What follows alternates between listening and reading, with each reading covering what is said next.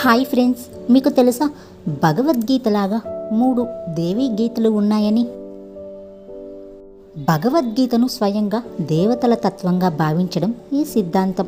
భగవద్గీతను మానవాళికి ధర్మ మార్గాన్ని తెలియజేసే పవిత్ర గ్రంథంగా మాత్రమే కాకుండా జీవితమంతా దేవతా స్వరూపంగా ఆరాధించడమే ఈ తత్వం. మనకు 3 దేవీ గీతలు ఉన్నాయి. భగవద్గీతలాగే దేవీ గీత కూడా ఒక సంక్షిప్త తాత్విక గ్రంథం. ఇది దేవీ శక్తిని శక్తివంతమైన మరియు కరుణామయుడైన సృష్టికర్తగా వ్యాపించి విశ్వరక్షకురాలిగా ప్రదర్శిస్తుంది. దేవీ గీత దేవి భాగవతంలోని 7వ స్కందంలోని చివరి 10 అధ్యాయాలను కలిగి ఉంటుంది.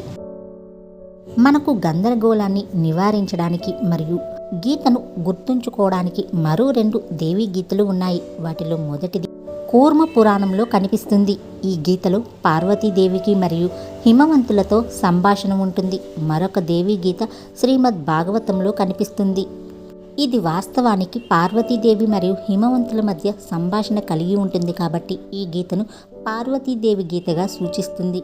వేదాంత పాఠాలలో, సాంఖ్య యోగాలలో కూడా ఈ గీతలు ప్రస్తావనలోకి వస్తాయి.